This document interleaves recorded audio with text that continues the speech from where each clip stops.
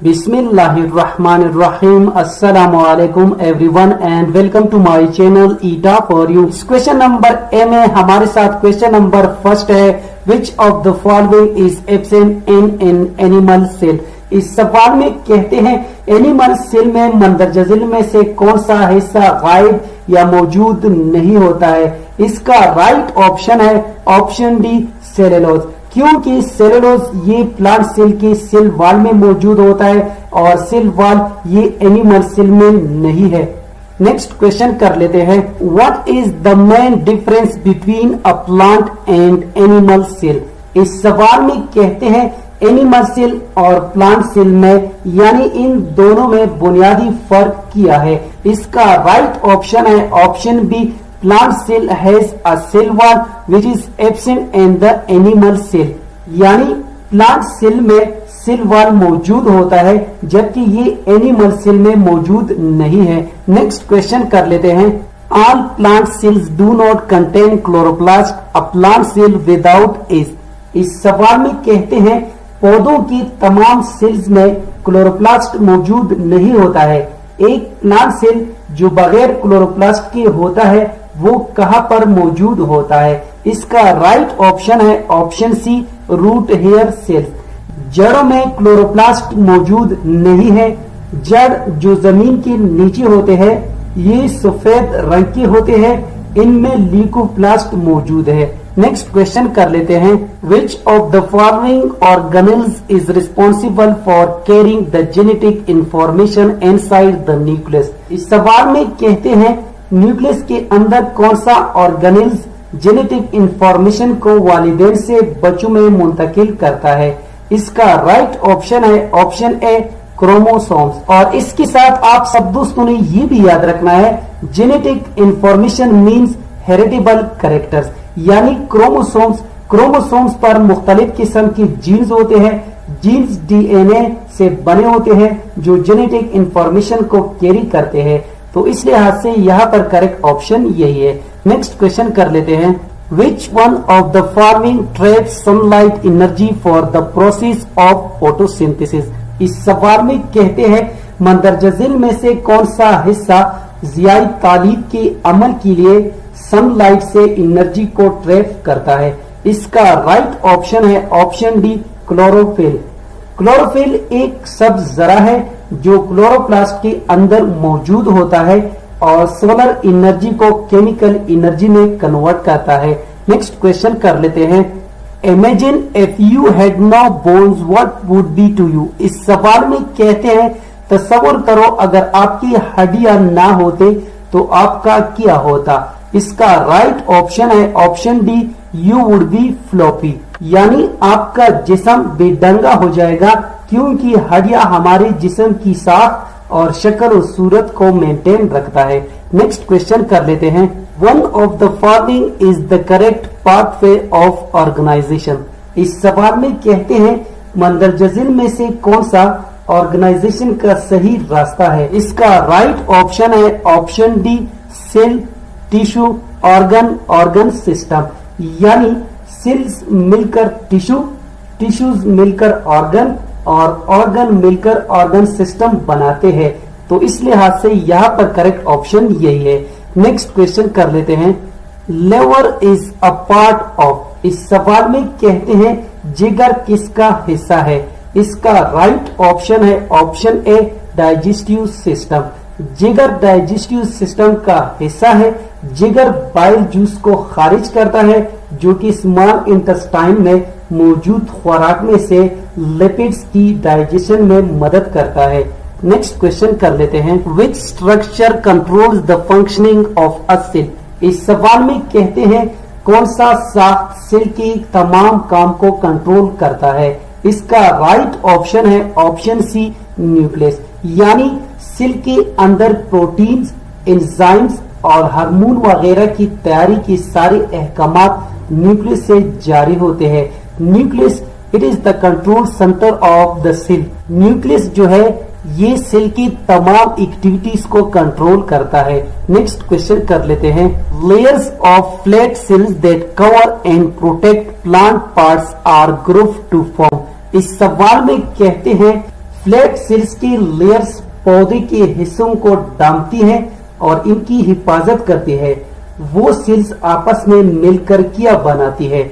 इसका right option है option ए epidermal tissue. और इसके साथ आप सब दोस्तों ने ये भी याद रखना है, जिस तरह जानवरों की जिस्म के हिस्सों को जिल्द यानी एपिथेलियल टिश्यू डांपती है, इसी तरह पौधों में पत्तों, शाखों और जड़ों वगैरह को एपिडर्मल टिश्यू डांपती है। तो इस लिहाज से यहाँ पर करेक्ट ऑप्शन यही है। ए में हमारे साथ क्वेश्चन नंबर 1 है, अ potato can be grown from its seed but mostly farmers cut pieces of potato tubers and बरी देम इन सॉइल बिकॉज। इस सवाल में कहते हैं एक आलू उसकी बीजों से उगाया जा सकता है, लेकिन ज्यादातर किसान आलू की ट्यूबर्स के टुकड़े काटकर मिट्टी में गाड़ देते हैं। तो यहाँ पर इसका राइट ऑप्शन है option B, it is a quick way of producing plants, क्योंकि ये पौधे पैदा करने का एक तेज तरीन तरीका है। और इसके साथ आप सब दोस्तों ने ये भी याद रखना है, ट्यूबर ज़ेरी जमीन तने को कहते हैं। आलू की ट्यूबर्स पर बड्स होते हैं और हर एक बड से नया आलू का पौधा पैदा होता है। नेक्स्ट क्वेश्चन कर लेते हैं, farmers prefer vegetative propagation methods because they can. इस सवाल में कहते हैं किसान पौधों की वेजिटेटिव प्रोपेगेशन के तरीके को तरजीह देते हैं, इसकी बुनियादी वजह क्या है? इसका राइट ऑप्शन है option B, grow plants are crops quickly and easily, क्योंकि ये तरीका जो है पौधे पैदा करने का एक तेज तरीन तरीका है। और इसके साथ आप सब दोस्तों ने ये भी याद रखना है, पौधों को वेजिटेटिव प्रोपेगेशन यानी गैर जिनसी तौलीद की तरीकों से बहुत तेजी से उगाया जा सकता है। नेक्स्ट क्वेश्चन कर लेते हैं, which one of the following is not a process involved in vegetative propagation. इस सवाल में कहते हैं मंदरजा झील में से कौन सा अमल वेजिटेटिव प्रोपेगेशन में शामिल नहीं है? इसका राइट ऑप्शन है ऑप्शन डी, फर्टिलाइजेशन, क्योंकि फर्टिलाइजेशन में नर और मादा जिनसी खुलियों का मिलाप होता है, जबकि गैर जिनसी तौलीद के लिए तौलीदी खुलियों की जरूरत नहीं होती। तो इस लिहाज से यहाँ पर करेक्ट ऑप्शन यही है। नेक्स्ट क्वेश्चन कर लेते हैं, sexual reproduction is a big advantage to a group of organisms because it provides a lot of. इस सवाल में कहते हैं सेक्सुअल रिप्रोडक्शन जानदारों की ग्रुप के लिए बड़ा पैदा है, क्योंकि ये फराहम करता है। इसका राइट ऑप्शन है option A, variety in organisms, यानी सेक्सुअल रिप्रोडक्शन के नतीजे में एक ही नस्ल के जानदारों की खवास में बहुत फर्क पाया जाता है, जिसको वेरिएशन कहा जाता है। मिसाल आपके सामने है, आपकी बहन और भाई, इनमें बहुत ज्यादा वेरिएशन पाया जाता है। नेक्स्ट क्वेश्चन कर लेते हैं, An onion plant produces a new plant without the formation of seeds. This type of reproduction is called. इस सवाल में कहते हैं प्याज का पौधा बीजों के बनाने के बगैर नया पौधा पैदा यानी तैयार होता है। इस किस्म की तौलीद को क्या कहते हैं? इसका राइट ऑप्शन है ऑप्शन डी, वेजिटेटिव प्रोपेगेशन। और इसके साथ आप सब दोस्तों ने ये भी याद रखना है, वेजिटेटिव प्रोपेगेशन यानी नबाताती तौलीद। अगर हम किसी पौधे को जड़, तने या पत्ते से नया पौधा पैदा करें तो उसे वेजिटेटिव प्रोपेगेशन कहा जाता है। नेक्स्ट क्वेश्चन कर लेते हैं, tulips, lilies and onions can be reproduced by. इस सवाल में कहते हैं नरगिस, लिलीज और प्याज किससे पैदा की जा सकते हैं? इसका राइट ऑप्शन है ऑप्शन ए, बल्ब, यानी पौधे की ज़ेरे जमीन पत्तों और तन्ने को बल्ब कहा जाता है। और इसके साथ आप सब दोस्तों ने ये भी याद रखना है, पौधे के ज़ेरे जमीन पत्तों और तन्ने को बल्ब कहा जाता है। नेक्स्ट क्वेश्चन कर लेते हैं, a stem is the part of a shoot system grown in the air. Sometimes stem can be underground in plants like potato and onion. इस सवाल में कहते हैं एक तन्ना शाख के निजाम का हिस्सा है जो हवा में उगता है। बाज औकात तन्ने पौधों में ज़ेरी जमीन हो सकते हैं, जैसे आलू और प्याज। यहाँ पर इसका राइट ऑप्शन यही है। नेक्स्ट क्वेश्चन कर लेते हैं। Potato tubers have depression called eyes. If a piece is without an eye it will not grow into a new plant because eyes. इस सवाल में कहते हैं आलू की ट्यूबर्स में गड़े होते हैं जिसे आंखें कहते हैं। अगर एक टुकड़ा आंखें बगैर है तो वो एक नया पौधा नहीं बनेगा। इसका राइट ऑप्शन है option B, because potato have buds, यानी आईज में बर्ड्स होते हैं जो एक नए आलू के पौधे में तब्दील होते हैं। नेक्स्ट क्वेश्चन कर लेते हैं। Grafting is done mostly in fruit trees to provide root stock which has. इस सवाल में कहते हैं पेवनकारी ज्यादातर फलों के दरख्तों में की जाती है ताकि जड़ों का जखीरा फराहम किया जा सके। इसका राइट ऑप्शन है ऑप्शन ए, वीक रूट्स, यानी पेवनकारी एक मसनूई यानी आर्टिफिशियल प्रोपिगेशन है क्योंकि इसमें इंसान की मुदाखिलत है, क्योंकि इसमें इंसान मुलविस है। तो यहाँ पर ये जो टेक्निक हमें दिया गया है ये एक मसनूई तरीका है, ये नेचुरली नहीं होता। तो इस लिहाज से यहाँ पर करेक्ट ऑप्शन यही है। नेक्स्ट क्वेश्चन कर लेते हैं। In layering technique no harm is cast to the parent plant because. इस सवाल में कहते हैं तहबंदी की टेक्निक में आबाई पौधे को कोई नुकसान नहीं पहुंचता है, इसकी वजह क्या है। इसका राइट ऑप्शन है option A, few branches are involve. तहबंदी की टेक्निक में आबाई पौधे को कोई नुकसान नहीं पहुंचता क्योंकि इसमें चंद शाखें शामिल होती है। Balance diet. इस यूनिट के आखिर में जो एक्सरसाइज है इसमें हमारे साथ क्वेश्चन नंबर ए है MCQs choose the correct option, यानी दुरुस्त ऑप्शन का इंतखाब करें। इस क्वेश्चन नंबर ए में हमारे साथ क्वेश्चन नंबर 1 है, Hamna likes to eat junk food and refuses to eat fruits and vegetables, she will become. इस सवाल में कहते हैं हमना जंक फूड खाना पसंद करती है और फल और सब्जियां खाने से परहेज करती है। तो ऐसा करने से उसके जिस्म पर कौन सी असरात मुरतब हो सकते हैं। तो यहाँ पर इसका राइट ऑप्शन है option C, lazy and fat. यहाँ पर जंक फूड का क्या मतलब है। जंक फूड का मतलब वो फूड यानी जिसके अंदर न्यूट्रिएंट्स बहुत कम होते हैं। तो जैसा कि बर्गर, चिप्स वगैरह ये हमारे साथ जंक फूड कहलाते हैं, इसके अंदर न्यूट्रिएंट्स बहुत कम होते हैं। यानी ऐसा करने से हम ना सुस्त और मोटी बन जाएगी। तो इस लिहाज से यहाँ पर करेक्ट ऑप्शन यही है। नेक्स्ट क्वेश्चन कर लेते हैं। Nasir developed asthma in childhood. His mother had a misconception that dairy products and carrots increase asthma attacks, so these should not be included in his diet. After few years, he was unable to see in the dim light and had repeated fractures. It is due to। इस सवाल में कहते हैं नासिर को बचपन में ही दमा हो गया।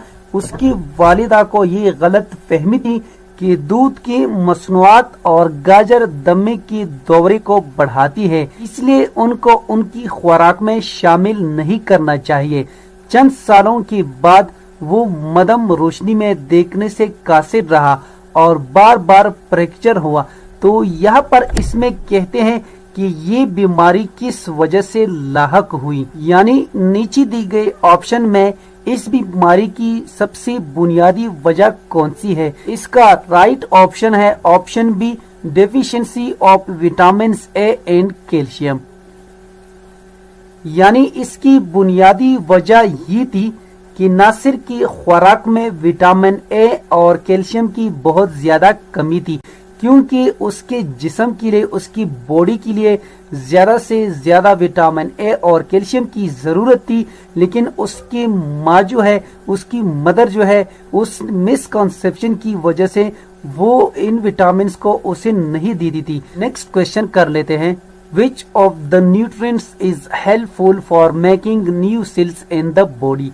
इस सवाल में कहते हैं कि नीचे दी गई ऑप्शन में कौन सी ग़िज़ाई अज्जा जिस्म में नए सेल्स बनाने के लिए मददगार होते हैं।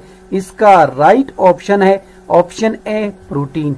और इसके साथ आप सब दोस्तों ने ये भी याद रखना है, proteins also provides energy but mainly they play an important role in making of body cells and muscles. Next question कर लेते हैं, fuel of the body is. इस सवाल में कहते हैं कि नीचे दी गई ऑप्शन में जिस्म का ईंधन कौन सी डाइट है। इसका राइट ऑप्शन है ऑप्शन बी कार्बोहाइड्रेट्स।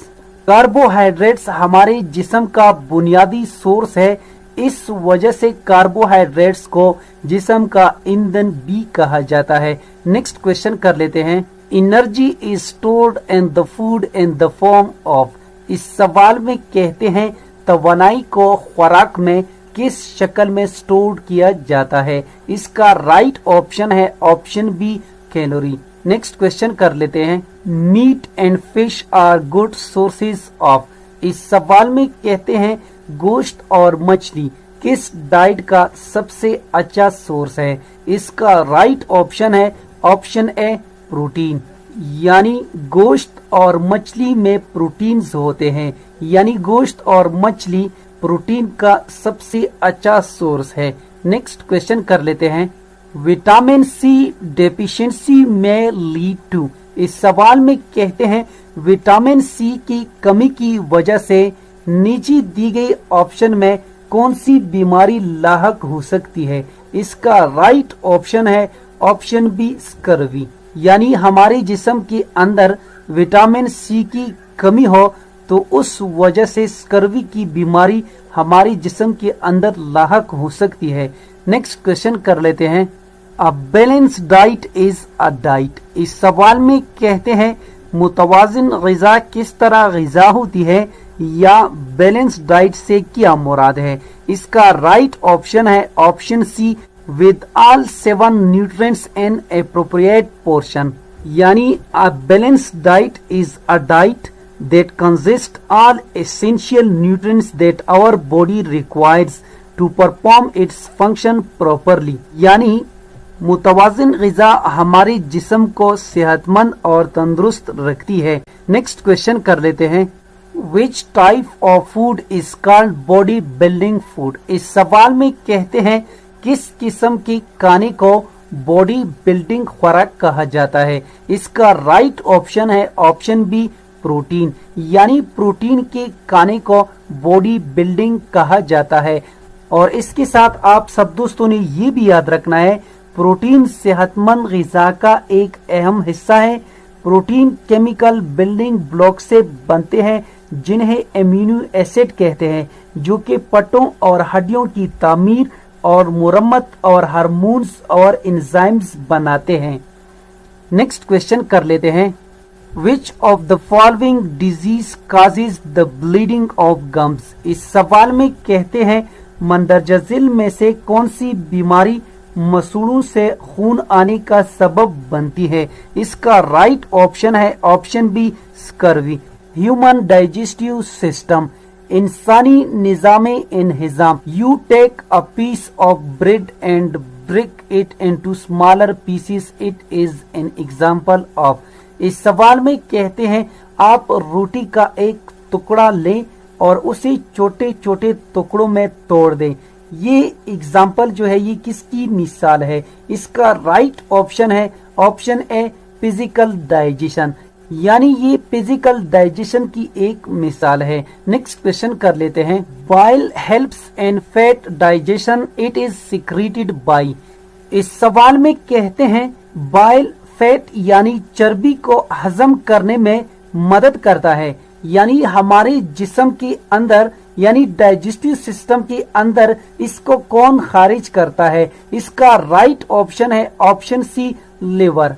यानी हमारे डाइजेस्टिव सिस्टम के अंदर एक ऑर्गन मौजूद है जिसे लिवर कहते हैं।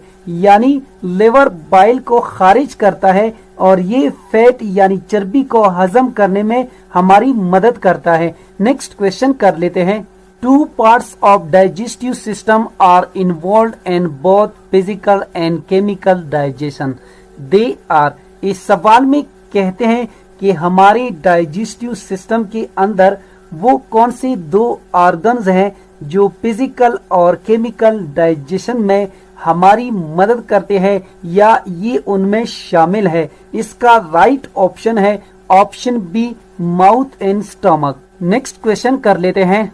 The food you eat takes almost 24 hours to move from mouth to anus. This movement is due to the contraction of. इस सवाल में कहते हैं आप जो खाना खाते हैं उसे मुंह से एनस तक जाने में तकरीबन 24 घंटे लगते हैं। ये हरकत किस मसल्स की वजह से है? इसका राइट ऑप्शन है option B, smooth muscles. Next question कर लेते हैं। Large molecules of food are broken into small molecules of food with the help of. इस सवाल में कहते हैं खुराक के बड़े मॉलिक्यूल्स को खुराक के छोटे मॉलिक्यूल्स में तोड़ा जाता है, तो ये किसकी मदद से पॉसिबल है? तो यहाँ पर इसका राइट ऑप्शन है ऑप्शन डी, एंजाइम्स। अगर देखा जाए सबसे पहले हमारे जिस्म के अंदर जो दांत होते हैं वो बड़े मॉलिक्यूल्स यानी खुराक की बड़ी मॉलिक्यूल्स को यानी खुराक की छोटी मॉलिक्यूल्स में तब्दील करता है, लेकिन इसके बाद जो स्पेशल काम होता है वो एंजाइम्स का होता है, क्योंकि एंजाइम्स जो है वो इन बड़े मॉलिक्यूल्स को यानी हजम करने में हमारी मदद करते हैं। तो इस लिहाज से यहाँ पर सबसे बेस्ट ऑप्शन जो है वो है option D, enzymes. Next question कर लेते हैं। The undigested food is removed from the body by the process of. इस सवाल में कहते हैं गैर हजम शुदा खाना जिस्म के किस अमल से खारिज होता है? इसका राइट ऑप्शन है ऑप्शन डी। और इसके साथ आप सब दोस्तों ने ये भी याद रखना है, यानी taking an of the food is called ingestion. Crushing of food from larger size to small size particles is called physical digestion. Food molecules are taken into cells and used by assimilation. Next question कर लेते हैं। The small food molecules produced after digestion of food are taken to other parts of the body by। इस सवाल में कहते हैं खाने के हजम होने के बाद पैदा होने वाले छोटे खाने के मॉलिक्यूल जिस्म के एक हिस्से से दूसरे हिस्सों में कौन ले जाते हैं? इसका राइट ऑप्शन है ऑप्शन डी। और इसके साथ आप सब दोस्तों ने ये भी याद रखना है कि हमारे जिस्म के अंदर ये इंटेस्टाइन जो है ये क्या करते हैं, यानी ये पेट से खाना हजम करने में हमारी मदद करती हैं। ये खाने से ग़िज़ाई अज्जा जैसे कि विटामिन्स, मिनरल्स, कार्बोहाइड्रेट्स, चिकनाई, प्रोटीन्स और पानी को जज़ब करता है ताकि उसे जिस्म इस्तेमाल कर सके। नेक्स्ट क्वेश्चन कर लेते हैं। बाइल इज स्टोर्ड इन। इस सवाल में कहते हैं कि बाइल कहाँ पर स्टोर्ड होता है? इसका राइट ऑप्शन है option B, gall bladder. Bile is stored in gall bladder, यानी बाइल गॉल ब्लैडर में जखीरा किया जाता है। नेक्स्ट क्वेश्चन कर लेते हैं। The food we eat may be solid और liquid but stomach converts it to. इस सवाल में कहते हैं हम जो खाना खाते हैं वो ठोस या माया हो सकता है, लेकिन स्टमक इसको किस में तब्दील करता है? इसका राइट ऑप्शन है ऑप्शन बी, सोपी मिक्सचर। यानी हम जो खाना खाते हैं वो ठोस या माया हो सकता है, लेकिन स्टमक जो है इसको सोपी मिक्सचर में तब्दील कर देता है। नेक्स्ट क्वेश्चन कर लेते हैं। Stomach produces enzyme and acid for digestion of. इस सवाल में कहते हैं हमारे जिस्म के अंदर स्टमक जो है वो हाजमी के लिए एंजाइम्स और तेजाब पैदा करता है। तो ये किसकी हाजमी के लिए, किसकी डाइजेशन के लिए ये प्रोड्यूस करता है यानी पैदा करता है? इसका राइट ऑप्शन है option B, proteins. Stomach produces enzymes and acid for digestion of proteins, यानी हमारे जिस्म के अंदर मैदा प्रोटीन के हाजमे के लिए एंजाइम और एसिड पैदा करता है। What happen when ice cream changes from solid to liquid.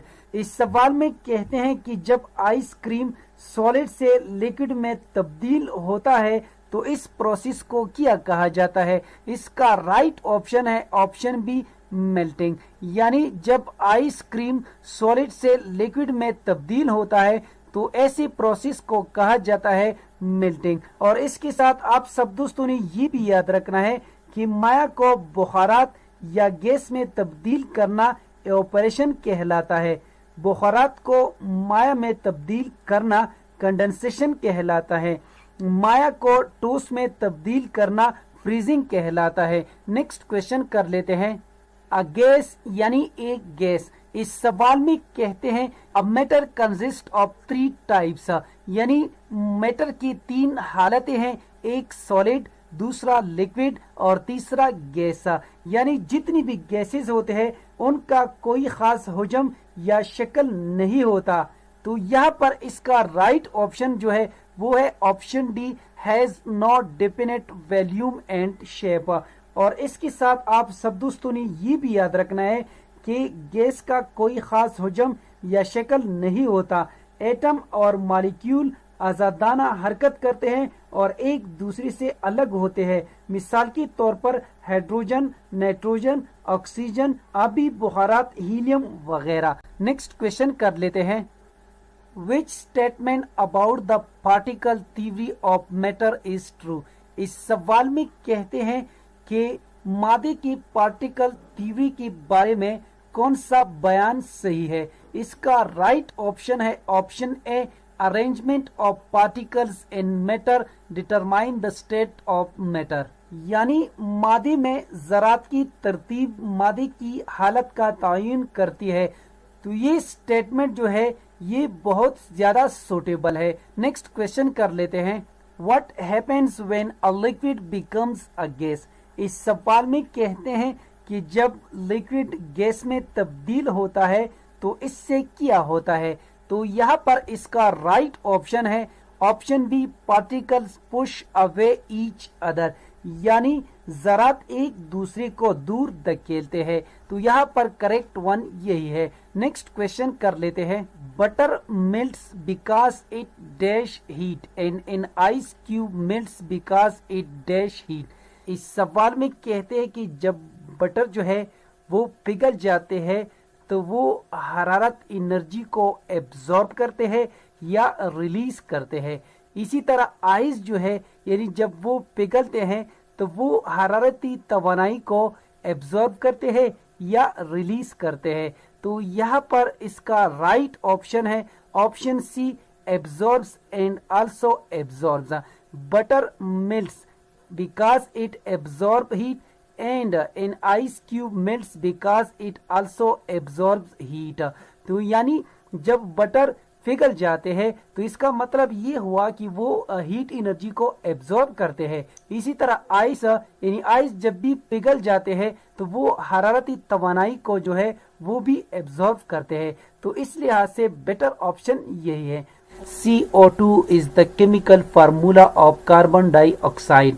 What is the ratio of carbon and oxygen and carbon dioxide? इस सवाल में कहते हैं CO2 कार्बन डाइऑक्साइड का कीमियाई फार्मूला है।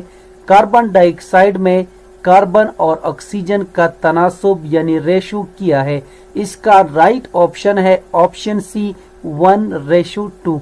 यानी इसमें हमारे साथ कार्बन 1 है और ऑक्सीजन 2। और इसके साथ आप सब दोस्तों ने ये भी याद रखना है कि कीमियाई फार्मूला से क्या मुराद है।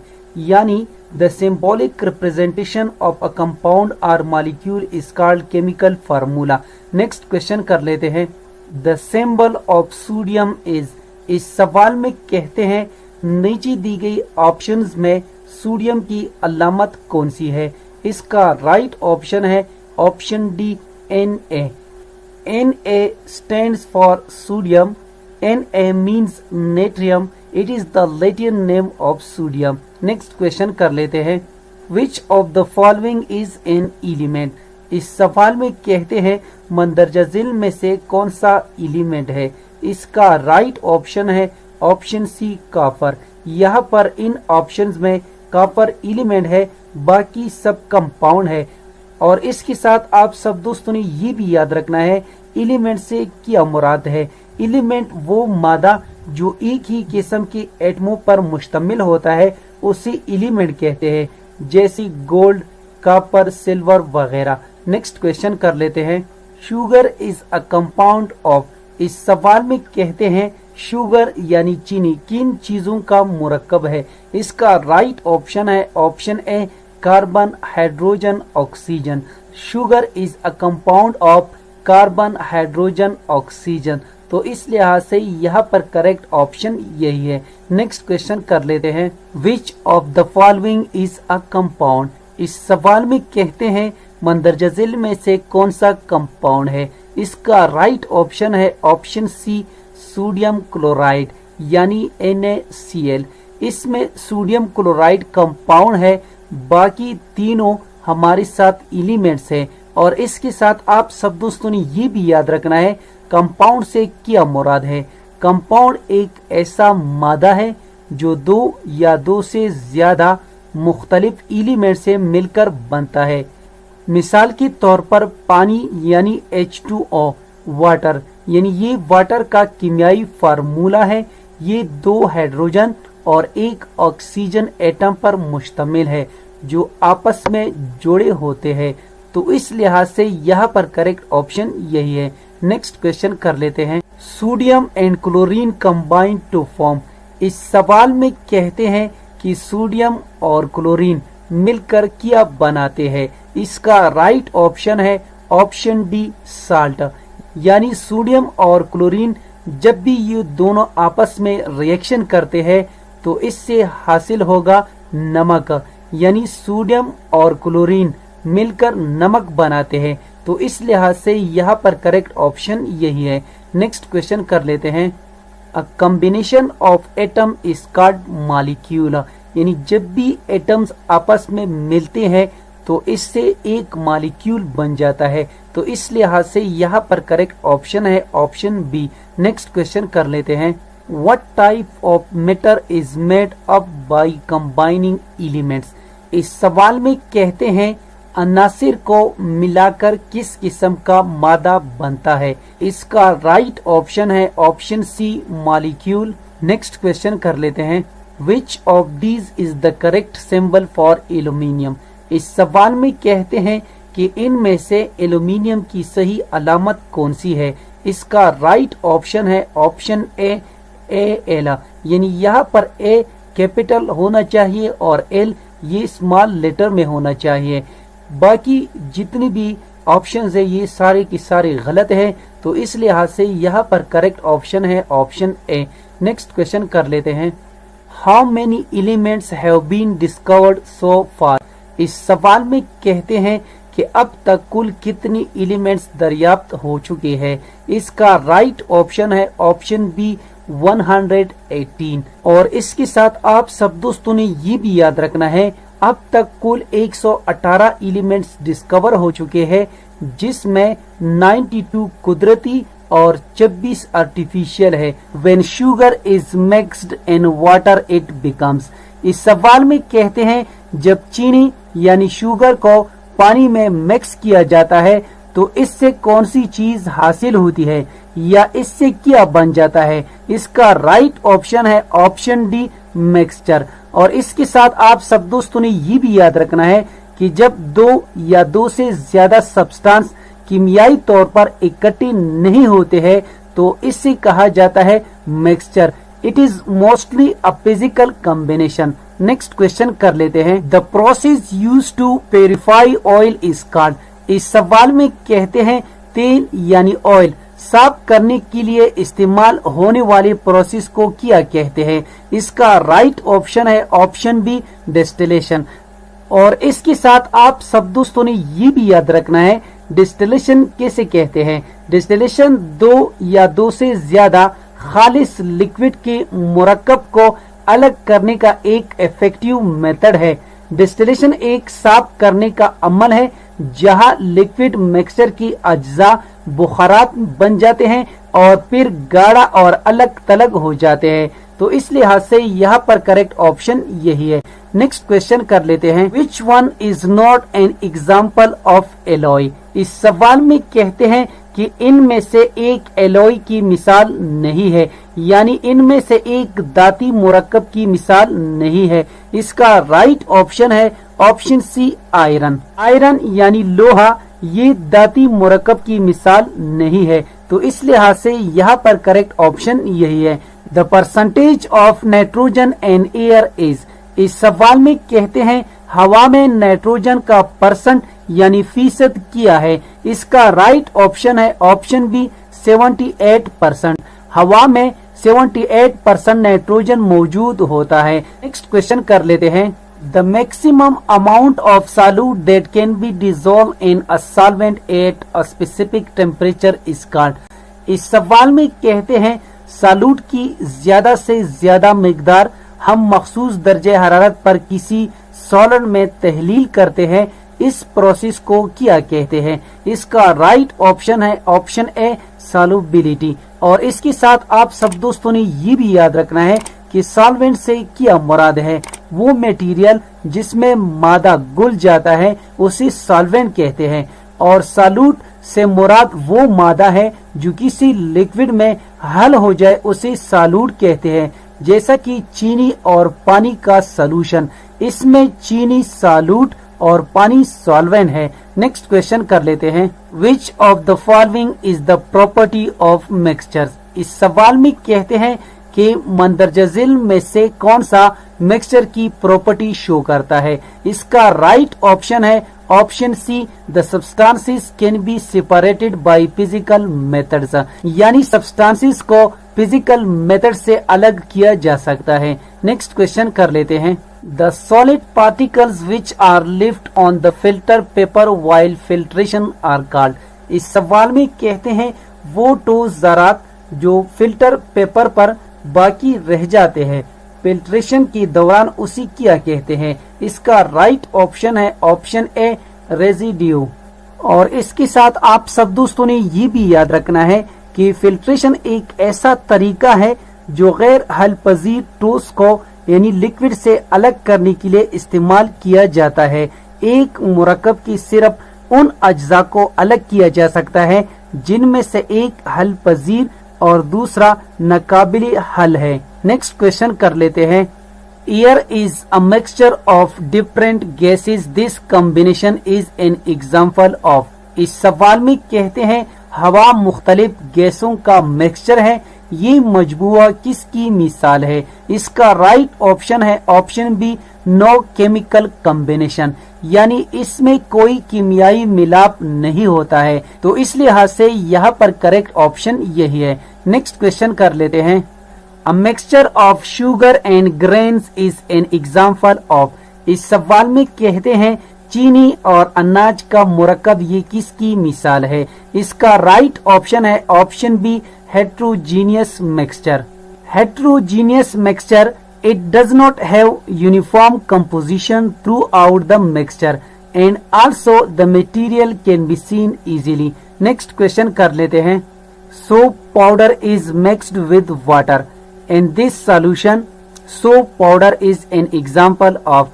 इस सवाल में कहते हैं साबुन पाउडर को जब पानी में मिलाया जाता है इसमें साबुन पाउडर किसकी मिसाल है। इसका राइट ऑप्शन है ऑप्शन ए सॉल्यूट। सॉल्यूट से मुराद वो मादा है जो किसी लिक्विड में हल हो जाए उसे सॉल्यूट कहते हैं। जैसा कि चीनी और पानी का सॉल्यूशन, इसमें चीनी सॉल्यूट और पानी सॉल्यूशन है। इस सॉल्यूशन में सोप पाउडर जो है ये हमारे साथ सॉल्यूट है और पानी सॉल्वेंट है। नंबर ए में हमारे साथ क्वेश्चन नंबर 1 है, विच of the following is non renewable resources. इस सवाल में कहते हैं कि मंदरजा झिल में से कौन सा नॉन रिन्यूएबल रिसोर्स है। इसका राइट ऑप्शन है ऑप्शन डी नेचुरल गैस। और इसके साथ आप सब दोस्तों ने ये भी याद रखना है कि नॉन रिन्यूएबल रिसोर्स ये किसे कहा जाता है। ये वो सोर्सेज है जिसको अगर एक बार इस्तेमाल किया जाए तो फिर दोबारा यूज नहीं किया जा सकता, तो ऐसे रिसोर्सेज को कहा जाता है नॉन रिन्यूएबल। और जो रिन्यूएबल रिसोर्सेज होते हैं ये वो सोर्सेज हैं जिसको अगर एक बार इस्तेमाल किया जाए और उसे दोबारा भी हम इस्तेमाल कर सकते हैं, तो ऐसे रिसोर्सेज को कहा जाता है रिन्यूएबल रिसोर्सेज। नेक्स्ट क्वेश्चन कर लेते हैं। Rida lit a match stick, what form of energy did she use? इस सवाल में कहते हैं रिदा ने माचिस की तीली जलाई, उसने एनर्जी की कौन सी शक्ल इस्तेमाल की? इसका राइट ऑप्शन है ऑप्शन बी केमिकल एनर्जी। यानी a matchstick has a lot of chemical energy stored in it. When the match is struck, it burns and the chemical energy and it produces heat energy and light energy. तो इस लिहाज से यहाँ पर correct option यही है। Next question कर लेते हैं। Kamran is sitting motionless on a chair, has kinetic energy is. इस सवाल में कहते हैं कि कमरान कुर्सी पर बेहरकत बैठा है। इसका मतलब ये है कि कमरान जिस कुर्सी पर बैठा है यानी उसमें कमरान हरकत नहीं कर रहा है। तो इस सवाल में कहते हैं कि इसकी हरकी तवानाई यानी काइनेटिक एनर्जी क्या है? इसका राइट ऑप्शन है ऑप्शन सी 0। और इसके साथ आप सब दोस्तों ने ये भी याद रखना है कि हरकत की वजह से किसी जिस्म की तवानाई यानी एनर्जी को काइनेटिक एनर्जी कहते हैं। तो इस लिहाज से यहाँ पर कमरान जो है वो हरकत नहीं कर रहा है, तो इस लिहाज से इसकी हरकी तवानाई यानी काइनेटिक एनर्जी जो है वो 0 के बराबर है। नेक्स्ट क्वेश्चन कर लेते हैं। When ice cream is melting down, what type of energy is melting it? इस सवाल में कहते हैं कि जब आइसक्रीम पिघल रही है तो यहाँ पर वो कौन सी तवानाई है जो आइसक्रीम को मेल्ट कर रही है?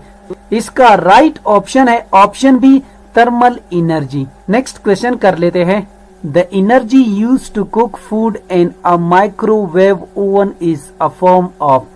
इस सवाल में कहते हैं कि माइक्रोवेव ओवन में खाना पकाने के लिए इस्तेमाल होने वाली तवानाई यानी नीचे दी गई ऑप्शन में ये तवानाई की कौन सी फॉर्म से ये खाना पक जाती है? इसका राइट ऑप्शन है option B thermal energy. Next question कर लेते हैं।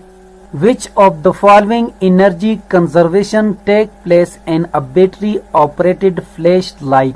इस सवाल में कहते हैं कि मंदजल में से कौन सी तवानाई की तब्दीली बैटरी से चलने वाली टॉर्च में होती है?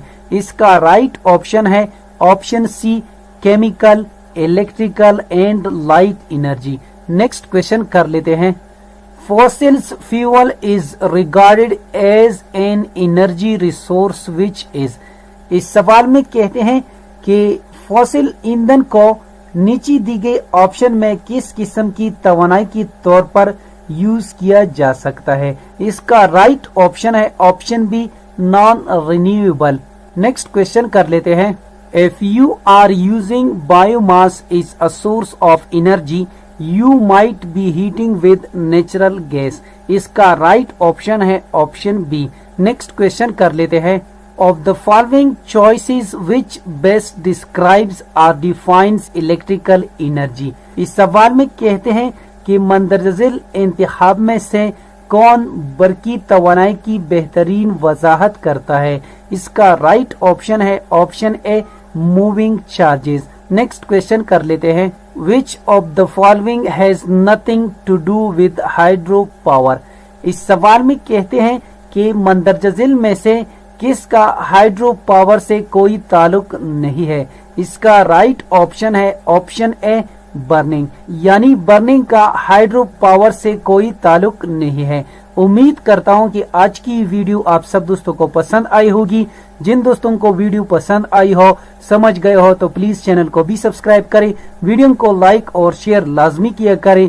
शुक्रिया। अल्लाह हाफिज।